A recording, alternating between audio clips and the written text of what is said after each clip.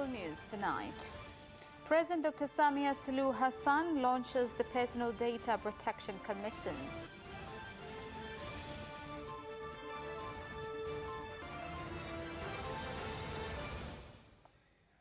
Investors from out of the country satisfied by the modern industry park and coast region.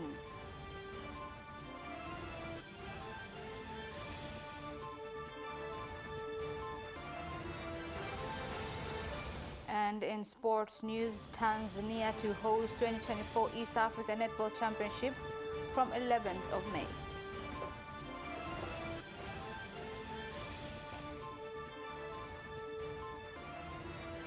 Good evening. This is Capital News at 9:30. My name is Khadija Zimwa. First, the national news. The President of the United Republic of Tanzania, Dr. Samia Suluhu Hassan, while launching the Personal Data Protection Commission today in Dar es Salaam, has said with the realization that there are some individuals or large companies that may misuse personal information, the government has to decide to protect the information legally, along with forming the commission so as to ensure the safety of each citizen. Licha ya uwezekano wa taarifa binafsi kutumika kwa hujuma, lakini pia taarifa binafsi ni biashara kubwa kwa makampuni mbalimbali ya kimtandao. Kwa hiyo hatuna budi kulindana ili tusitumike hivyo. Sasa kutokana na uhalisia huo, serikali imelazimika kuweka utaratibu wa kisera na kisheria ili kulinda taarifa binafsi za Watanzania zinazokusanywa, kuchakatwa, kuhifadhiwa na wakati mwingine kusafirishwa kutoka sehemu moja kwenda sehemu nyingine. Sheria ya ulinzi wa taarifa binafsi na taasisi imara ya usimamizi na ukusanyaji wa uchakataji wa taarifa hizo ni nyenzo muhimu katika kujenga uchumi na mifumo ya kidijitali. Linaingiza Tanzania katika orodha ya nchi za wastaarabu duniani wanaoheshimu utawala wa sheria, wanaoheshimu binadamu, wanaoheshimu haki, wanaoheshimu heshima na utu wa mtu na faragha za watu, na kuchangia katika jitihada za dunia kufanya ulimwengu wa mtandao kuwa salama. Hakikisha kwamba chombo hichi kinaweza kufanya kazi zake kwa weledi mkubwa sana. Mheshimiwa Rais, tunakushukuru na tunakuhakikishia kwamba tume hii ambayo umeiteua matunda yake utayaona. The Prime Minister's office has submitted to Parliament their 2024-2025 budget, where they asked for 350.9 billion shillings budget for use by the office and 181.8 for the Parliament Fund. During this session, other members of Parliament urged the government to take immediate action in preventing and addressing the effects of various natural disasters, including floods. Mheshimiwa Spika, kwa mwaka 2024-2025, ofisi ya Waziri Mkuu na taasisi zilizo chini yake inaliomba bunge lako tukufu liidhinishe jumla ya shilingi bilioni 350,988,412. Kati ya fedha hizo, shilingi bilioni 146,393,990 ni kwa ajili ya matumizi ya kawaida, na shilingi bilioni 204,594,422 ni kwa ajili ya matumizi ya maendeleo. Kuhusu fungu namba 37, ofisi ya Waziri Mkuu, Sera, Bunge na Uratibu, serikali ihakikishe kwamba fedha zinapatikana kikamilifu kwenye mradi namba 4429, programu ya kuendeleza kilimo na uvuvi. 2, serikali ihakikishe kwamba ununuzi wa mashine za uchapaji pamoja na matengenezo ya mashine chakavu unakamilika kwa wakati kabla ya kuanza maandalizi ya uchaguzi wa serikali za mitaa 2024. Mimi leo nitajikita katika upande wa sekta ya barabara. Changamoto ni kubwa na tusipozifanyia kazi katika kipindi hiki, basi hata ile 5.4% ya ukuaji wa uchumi inaweza isifikiwe. Lakini pale Kipingu kuna mto mmoja unaitwa mto Kipingu, na wenyewe ukawa umejaza maji. Kwa hiyo nilifungiwa kisiwani. Mimi mwenyewe ningeugua kule, nisingeweza kupelekwa sehemu yoyote. Niombe serikali iwe tayari wakati wowote kwa majanga kama haya yakitokea, ili tuweze kusaidia wananchi.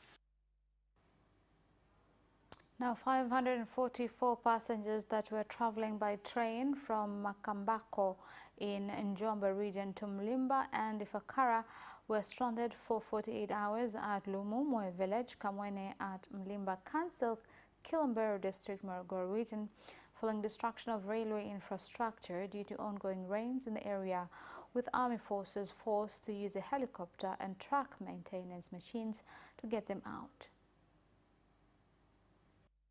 Katika tukio letu ambalo tulipata ajali ya mvua ambazo zilisababisha mmomonyoko wa udongo katika maeneo ya Lumumwe, imesababisha kung'oa baadhi ya makaravati ambayo yako katika maeneo. Hivyo treni yetu ya Udizungwa haikuweza kufika katika kituo cha stesheni ya Mlimba.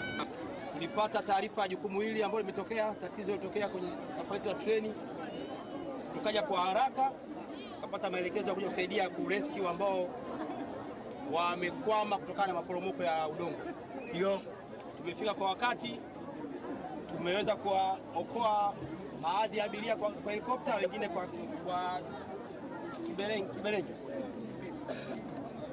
Wote tumewaokoa wakiwa salama, tunamshukuru Mungu. Walipofika sehemu ya Kimbwe, walipofika Kimbwe akaona kifusi kwa mbele, kaamua dereva arudi kwa nyuma ili epukane na kufika wapi kwenye kifusi, ili arudi station wapi Kimbwe. Sasa wakati anarudi tu kwa nyuma kidogo, ikatokea mistake, kifusi kikashuka pale ambapo alikuwepo. Alafu nashukuru sana serikali kwa hili, naomba watusaidie kifusi kile kitoke, ili tufanyaje abiria waendelee kupita, kwa sababu barabara tayari imeshaharibika. Naelekea Mlimba. Kwanza nilipata ni kwamba nilisafirisha tenga za nyanya nikawa nimezilipa, lakini kufika hapa hamna kitu. Nilisafisha mboga, nazo mboga zote zimeharibika. Na hiyo nimechukua za mkopo. Tunaomba serikali tusaidie. Kwa sababu wanaobeba wale mboga tumewalipa hela. Nimelipa hela wanaobebaji mpaka hapa, lakini kufika hapa hamna ambacho nimechukua. The Minister of Transport, Professor Makame Mbarawa, has received a set of electric train heads with curved shapes and 8 wagons known as EMU from South Korea that can carry over 500 passengers. Vya aina hii ambao vimefanya mchomoko leo ndio kwa mara ya kwanza katika historia nchi yetu tunapokea kichwa cha mwanzo chenye hii shape ya mchomoko. Nafikiri katika Afrika Mashariki na Kati hivi ndio vichwa vya mwanzo vya aina hii. Hivi vyote ni vichwa MOU zitakuwa iko 10, seti 10 tumeziagiza, ambao gharama yake itakuwa takriban dola za Kimarekani milioni 190. Milioni 190 kwa ajili ya seti hizi 10. Kila seti moja itakuwa na uwezo wa kuchukua gari 8. Sawa sawa. Unaona hichi hapa ndio seti yenyewe, pale ziko gari 8 ambao zitafungwa pamoja, na wakati mmoja itakuwa na uwezo wa kubeba abiria 589. Najiandaa tuendelea kufanya maandalizi ya kuweza kuanza operation zetu ambazo tutakuwa tunatumia EMU, lakini kwa jumla tumekwisha pokea mabehewa 65 kwa jumla yake. Ni kwamba tutakuwa na EMU na yale mengine ambayo tumekuwa tukishayatangaza mara kwa mara ambayo tumeshafanyia majaribio. Kwa hiyo tumeshapokea 65, tumepokea vichwa 9 vya umeme ambavyo vyote viko kwa ajili ya kutoa huduma hiyo ya abiria, pamoja na baadaye tutaanza kutoa huduma ya mizigo. Denmark has assured Tanzania that it will not close down its embassy in the country and that it will continue to cooperate in various fields for the interests of both sides. This was said by the Minister for Development Cooperation and Global Climate Policy in Denmark, Dan Jorgensen, when meeting with the Minister of Foreign Affairs and East Africa Cooperation, January Makamba in Dar es Salaam. Walikuwa wengi, makundi na makundi. Wametusaidia kwa kweli, wameleta ndege ya kuja kuangamiza hao ndege. Kwa kweli tumeona mabadiliko tulivyoanza hii kazi mpaka leo hii. Tumeona mabadiliko makubwa sana. Ushauri wangu kwa serikali, angalau wao wanawahi kwa mwezi wa 3 mpaka mwezi wa 4 hawa kwelea wasiweze kupatikana maeneo haya. Tumeweza kufanikisha zoezi la kuwadhibiti. Nichukue tu fursa hii kuwatoa wasiwasi wananchi na wakulima wote kwamba Mamlaka ya Afya ya Mimea na Viuatilifu Tanzania imejipanga vizuri. We apologize for the mixture of footages there. That story was about experts from Tanzania Plant Health and Pesticide Authority have begun to take action against the large groups of Kilia birds that invaded over 3,000 acres of rice in Barawi district, Mbeya region, by using special planes, with farmers asking that the operation be a continuous one. Now, moving on, Denmark has assured Tanzania that it will not close down its embassy in the country, and that it will continue to cooperate in various fields for the interest of both sides. This was said by the Minister of Development Cooperation and Global Climate Policy in Denmark, Dan Jorgensen, when meeting with the Minister of Foreign Affairs and East Africa Cooperation, January Makamba in Dar es Salaam. Cooperation has made impact to the welfare of Tanzanians. We took the opportunity of the meeting to discuss many things, including climate change, energy, infrastructure development, investment and trade. I used the meeting to appreciate Denmark's support in complementing Tanzania's development endeavor. As you know, as I've mentioned before, over the years, the Danish government has rendered support in a number of sectors in the economic management, fiscal governance, health, gender, business, which has enabled our country to undertake development projects that have significantly improved the lives of our people.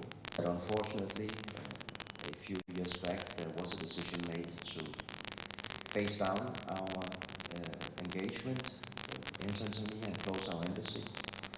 But I'm extremely happy that we are now able to change that decision so that we will indeed stay in Tanzania. Our embassy will not close. And the last hour that we've just spent and the next couple of days that I am in the country, we will be discussing even further.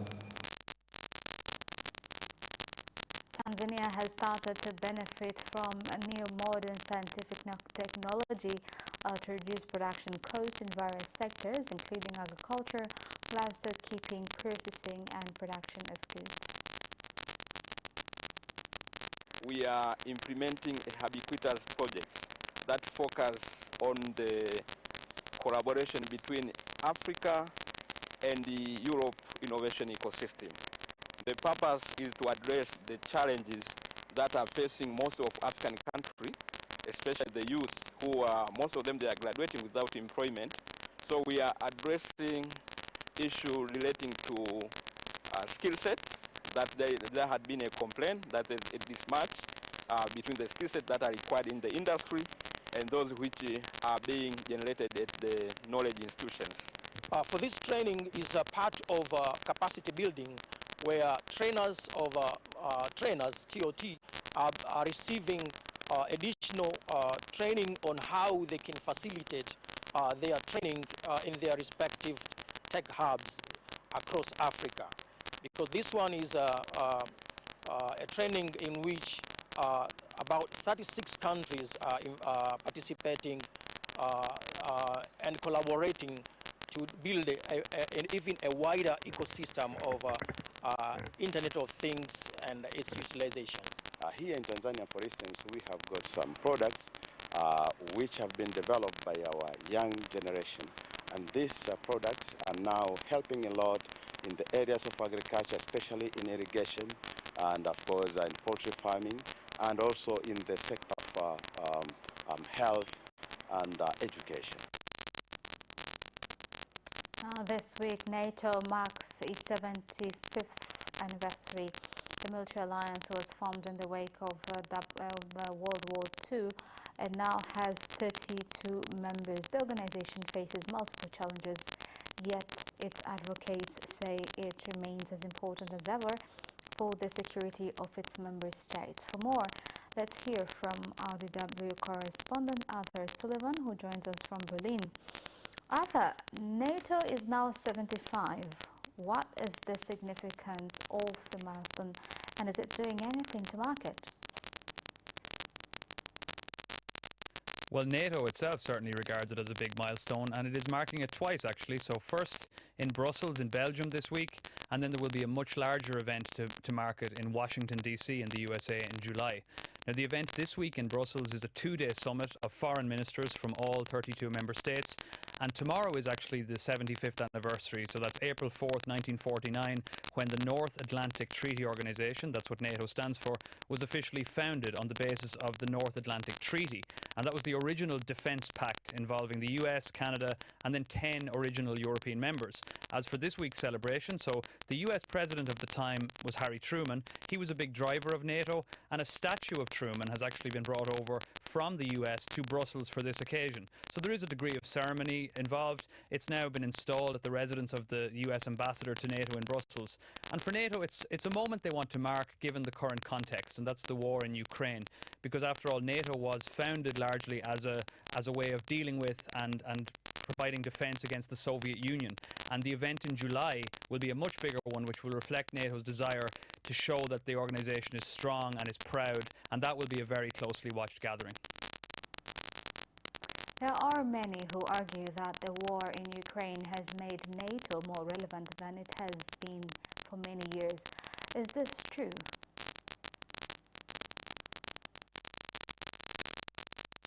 I would say it's undoubtedly true. So the invasion of Ukraine, and indeed other geopolitical things that are happening in the world at the minute, has forced Europe and other countries to confront their security in ways which they haven't for a long, long time.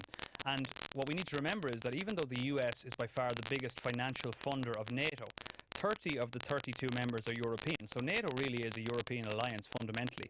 Now, the biggest change that has happened because of the war in Ukraine is that NATO has become bigger. So since the invasion, it has welcomed 2 new members, that's Finland and Sweden. And they both decided to end decades of military neutrality because of their own concerns about the threat that Russia poses to their security. Now, NATO members have been providing Ukraine with billions in military aid and weapons to try and help defend it against Russia. And without that support, Ukraine would undoubtedly be in a far worse situation than it already is in. And the war has really finally forced NATO's own members, many of them, to acknowledge their own shortcomings in paying for their own defence. And just to put it in context, so in 2014, 10 years ago, just 3 NATO member nations met the agreed target to spend 2% of their annual GDP on defence. That was a very low number, but things have changed, and this year 18 members are expected to hit it, and it's going to be even more in the years ahead. Now that statistic alone just shows how much the war in Ukraine has fundamentally changed NATO. And as it marks its 75th year birthday, how strong is the alliance given the turbulent geopolitical climate at present?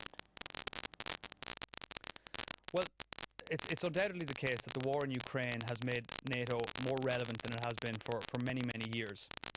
Because for a long time, European security and European defence issues weren't necessarily discussed. But the war in Ukraine has brought the question of European security right to the fore, and also how strong NATO is together. Can it provide the kind of aid that Ukraine needs? Does it have the sort of stability and cohesion that an organisation like that requires to face off serious security threats and challenges? Now, at the same time, NATO does face very serious questions and challenges, and one of the biggest at the moment is that it needs a new leader. Now, the current leader is a man called Jens Stoltenberg, and he's been in charge for 10 years, and he's been asked several times to stay on because he has wanted to leave at different times. But in October, he will definitely go. And so it's very important that NATO makes the right choice for a replacement, given what you said, the geopolitical environment and all the things that are happening in the world at the moment. And then when we consider that the US in an presidential election in November, could see the return of Donald Trump as the US president, he's someone who's been very critical of NATO. So this all brings up the question of the transatlantic relationship, and there are rarely moments when that doesn't need some sort of shoring up. But of course, the biggest challenge for NATO is Ukraine. And one of the biggest questions that NATO faces about Ukraine is, will it ask Ukraine to join the alliance? Now, we know that Russia is fiercely opposed to that. Vladimir Putin has talked about it repeatedly as something he would not accept. And many within the alliance are very reluctant to accept Ukraine as a member. Now, that July celebration that I mentioned earlier, that will tell us a bit more about NATO's plans in terms of Ukraine's membership. And as for the question of NATO's strength overall, well, for all the flaws and the challenges that I mentioned, NATO is the world's most successful military alliance. It has been around for 75 years, and that's very long for a military alliance, particularly in the modern world. And as I said earlier, Russia's invasion of Ukraine has given it that renewed sense of purpose, and these events to mark the anniversary are NATO's way of trying to capitalise on that spirit and momentum. Thank you, Arthur, for that special report, and that is the end of national news. Business news follows up next after this short break.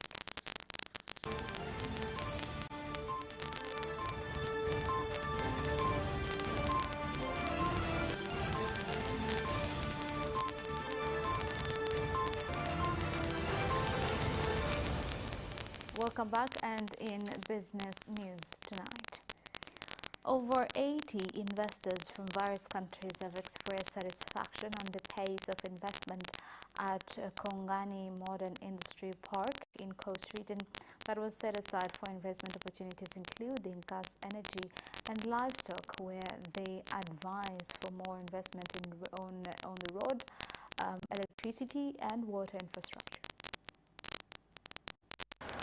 Tunawavutia wawekezaji kama hawa kwa kuweka facilities kama hizi kwa sababu tayari vitu vyote vimewekwa pamoja. Wawekezaji hawa wanaweza wakapata huduma zote ambazo akiamua kuwekeza peke yake anaweza akapata kadhia. Hii delegation iliyokuja sasa hivi sio watu pekee tu waliokuja kutoka China. Tangu Januari tumepata wageni wengi sana, ambapo kati ya hao waliokuja kuna watu ambao tayari wameshanunua maeneo kutoka kwetu na kuna watu wameshaonyesha nia. Kongani Modern Industrial Park ni mpya na imeshaanza ku-establish miundombinu yake kadhaa. Na tunatarajia miaka 10 ijayo itakuwa ishajiendeleza zaidi. Women entrepreneurs in Mtwara region have asked the government to provide them with more education on how to get permits from Tanzania Bureau of Standards (TBS) so as to get their products to East African markets. Changamoto ilikuwa kwenye TBS. Kwa kweli ukienda kwenye TBS mara upeleke bidhaa, ukipeleka bidhaa napo. Sasa kwa kuwa nayo SIDO ipo, tupo chini yao, kwa hiyo naona SIDO atakuwa amemaliza hiyo mambo ya TBS. Ninamiliki kampuni ya NASA na TRA TBS walikuja kunitembelea kwangu, wakakuta bidhaa zangu, wakachukua sample wakafika kwa mkemia mkuu, lakini nikaambiwa lazima niwe na ofisi, niwe na sehemu ya kufanyia zile shughuli zangu. Serikali kupitia shirika la viwango Tanzania TBS imeweka utaratibu wa kuhudumia wajasiriamali wadogo ili kuwezesha bidhaa zao zipate alama ya ubora au nembo ya TBS bila kulipa gharama zozote kwa muda wa miaka 3. The government will continue to set strategies to give coffee farmers quality seeds that can withstand diseases as to motivate them to increase production and get it up to 300,000 tons by 2025. Kisha kwamba ubora wa kahawa unaongezeka kutoka wastani wa 35% ya kahawa iliyo bora sokoni kwenda 70%. Wakulima wakielezwa kwamba kuna zoezi la ugawaji wa miche ya kahawa wanajitokeza kwa wingi. Tunafika hapa saa 12 asubuhi. Hadi sasa unaona tunaelekea saa 12 jioni, lakini wanazidi kuja. Kwa kweli tunashukuru sana. Alafu kufuatana na bei, siku hizi msimu huu bei imepanda. Ilipopanda tukawa na hamasa ya kusema tuongeze. Well, that is the end of business news. Sports news is next.